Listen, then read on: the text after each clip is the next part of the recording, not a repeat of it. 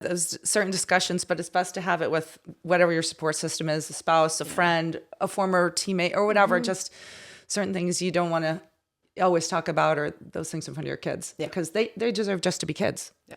Yes. And, if you can get through swimming on your terms, that is a gift, right? Because you don't know what the final moments of your career are going to be. And I think that was one thing. I always felt like I never had to give up a lot for Christmas. Excuse me. I felt like I never had to give up a lot for swimming. I felt like I didn't have to sacrifice. And, maybe it's because I started a little later. My program wasn't as intense growing up. Even my college program just had a little more flexibility.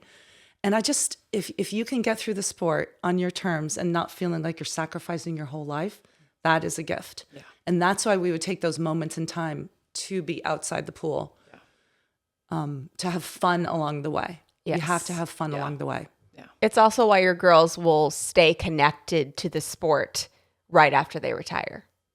Yeah. Like, I didn't have that experience. I left for 5 years because I didn't have balance and I didn't have this beautiful relationship with swimming. And I know for a fact that both Gretchen and Alex have this really healthy relationship, and it makes sense now talking to you why. Yeah. Well, thank you. Yeah. I mean, I hope, you just, with everything, you want your kids to be happy. Yep. So, I hope that, they continue to be happy. And in this next phase I think it's going to be, college is so much fun. So it is so much fun. It'll be a different version of fun. Yeah. With just like a little bit more time to travel. Yeah. Yes. It sounds great to me. Honestly. And where you really learn more about yourself too. Yeah. Who am I? What are my hobbies outside of swimming, or, what am I passionate about? What am I good at? What am I working at being better at? It's a big time of growth. What are those things for Gretchen and Alex? And you don't have to go into deep, but like, what are Gretchen's maybe aspirations outside of the pool, and same with Alex? Oh, that is a hard question. I know that Alex is really great at like design, and she's artistic. She's a great writer. I could see, is she going to want to do some sort of marketing, some promotion? Mm-hmm. I think her ultimate dream is to actually be like, grow flowers and be a gardener and like be on a farm. Really? And so sign me up. Yeah. I'll be there. She's very ethereal and has that kind of personality, just peace. And then Gretchen is more outward, forward thinking, just kind of wears her emotions on the sleeve. Mm-hmm. I don't want to say aggressive, but she's vocal. So I think she maybe has thoughts to inspire, whatever it is. I don't know if it's going to be in business, or maybe she starts her own business. I don't know. I could just, she's a go-getter. So yeah, she has that entrepreneurial vibe to her for sure. Yeah. And so I think that's actually why they kind of also work well together, because they have those different. They complement each other. Yeah, they absolutely do. Yeah. They were crushed starting a business together, because they do, like, you need those. You're like, maybe they would kill each other. Maybe they would. Yeah. Maybe in 5 years, if they step away from each other for a little bit. Just like, or maybe they have another person in there too to, give them a little bit of a balance. Yeah. And well, you're going to be a part of the farm also. Of course, I'm going to be Alex's right-hand gardening hand. Yeah, exactly. Right. She's gonna tell me what seeds to go buy, and I'll do it. And then Gretchen will launch it on the website or whatever. Yeah. So, it could be something like that. Katie, we need you involved. I don't know, Glynis. I don't know where I fall in there, but Glynis I is like, I'll be sales. You'll be sales. Glynis will be traveling in Europe. Yeah. You just go relax. Yes. Yeah. I'll mix You've done enough. The cocktails at night or something. Perfect. You've done enough. I have done enough. You're right. Yeah. You're right.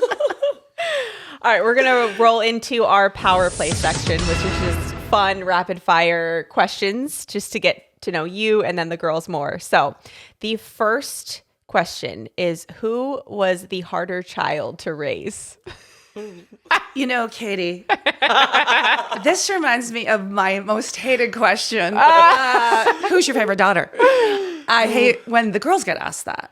And so the answer to your question is, let me give you a little background. So the favorite daughter question does drive me Yeah, just I do insane. not have that on no, here. that yours Just- is not. But one Christmas, I bought 2 favorite daughter sweatshirts. And so this isn't rapid fire. I'm already going off tangent. Yes. But I wrapped them up and just put them under the tree. And I didn't know who's going to open theirs first my or whatever. God. So Gretchen opens hers first. And then she holds it up. And Gretchen's like, Alex goes, I knew it. I knew it. And then Alex opened hers. And she's like, okay. Yeah. And then they were both wearing them. And I laugh. I'm like, why don't you both wear your sweatshirts during your next interview? You know, when Yeah. Seth, so, That would be so funny. Like, I'm So- the favorite daughter. yeah. So who's the easier or the harder to raise? Like, oh gosh, I mean, again, they all have their moments. Yes. You know, and they both make mistakes. It's been challenging for both of them in certain moments. Yes. Yes. I'm sure. I feel like I'm allowed to say that because if my mom was sitting right here and I have a younger brother and someone was like, who is harder to raise? It'd be like Katie, hands down. Oh, yeah. yeah. I just was more challenging. I was too. So I can relate. Yeah.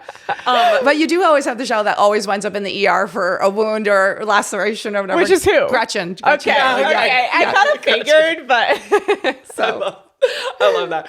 So I want to ask, and it's not necessarily rapid fire, and you don't have to like go deep into this, but what is the highest high that you've felt for Gretchen and Alex, but outside of the pool? So like maybe something like they did in school or like a project. okay. Outside of the pool. I know I'm putting you on the spot.